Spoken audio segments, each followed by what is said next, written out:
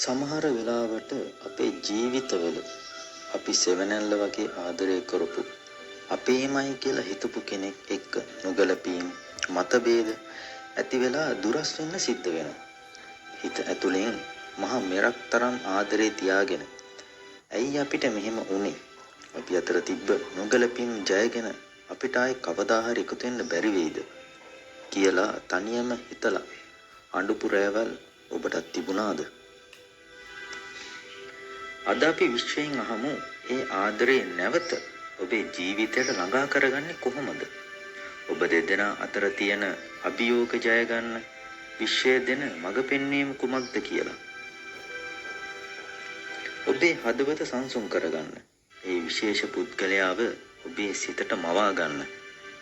මේ ඔබ වෙනුවෙන් වෙන් වුණු විශ්වීය පණිවිඩයයි.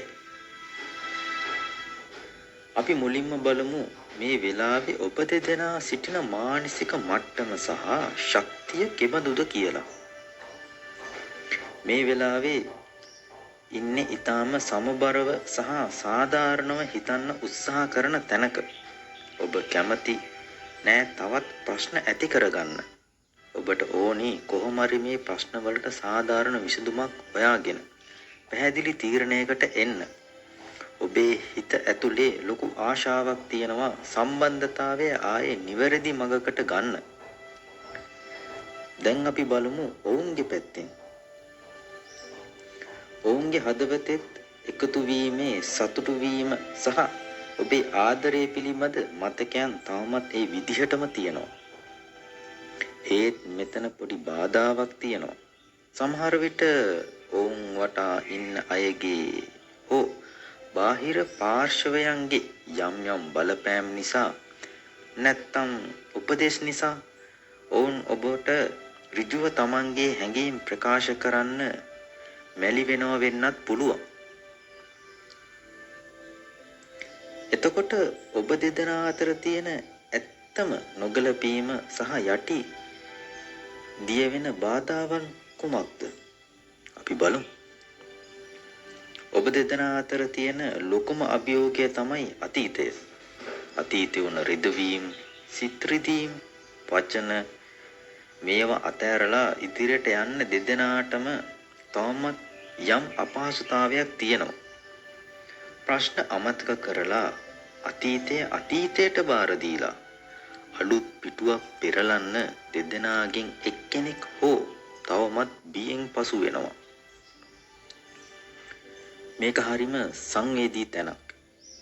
දෙදෙනාටම ඕන මේ පීඩණයෙන් නිදහස් වෙලා එකතු වෙන්න. ඒ දෙදෙනාගේම හිතන්නේ අපි ආයේ එකතු වෙන්න බැරි වෙයිද? එයා මාව තේරුම් ගන්න නැති වෙයිද කියලා. මේ සිතුවිලි නිසා ඔබ දෙදෙනාම Tamanගේ මනසින් හදාගත්ත සිරගයක හිර වෙලා ඉන්නවා. ඇත්තටම ප්‍රශ්නේ තියෙන්නේ පිටත නෙමෙයි. ඔබේ මනස ඇතුළේ නිර්මාණය වූ අනවශ්‍ය බිය තුලයි. එසේනම් මේ නොගැලපීම ජයගෙන නැවත එකතු වෙන්න විශ්වය ඔබට දෙන උපදේශ කුමක්ද? අපි බලමු. දැන් කලබල වෙලා හදිසි තීරණ ගන්නෙ නැත්තම් බලහත්කාරයෙන් ප්‍රශ්න විසඳන්න යන වෙලාවක් නෙමෙයි. ටිකක් නිහඬ වෙන්න. ඔබේ අභ්‍යන්තර ඇහුම්කම් දෙන්න. දෙදෙනාටම තමන්ගේ අඩුපාඩු තේරුම් ගන්න සහ සොයන් ඇගීමක යෙදෙන්න යම් කාලයක් සහ ඉඩක් ලබා දෙන්න. නිහඬතාවය කියන්නේ සමහර වෙලාවට ලොකුම උත්තරයක්. අවසාන වශයෙන් විශ්වය ඔබට දෙන්නේ ඊටම සුන්දර බලාපොරොත්තුවක්. කාලයත් එක්ක විශ්වයේ චක්‍රය වෙනස් වෙමින් මේ නොගැලපීම් සියල්ල අතුරුදහන් වෙලා තත්ත්වය යහපත් අතට හැරෙන්න නියමිතයි. ඔබේ ඉවසීමෙන් සහ නිවැරදි මගෙහි ගමන් කළොත් නැවත එකතු වීමේ ඊටම ලස්සන නව ආරම්භයක් විශ්වය විසින්ම ඔබට උදා කර දෙනවා නියතයි.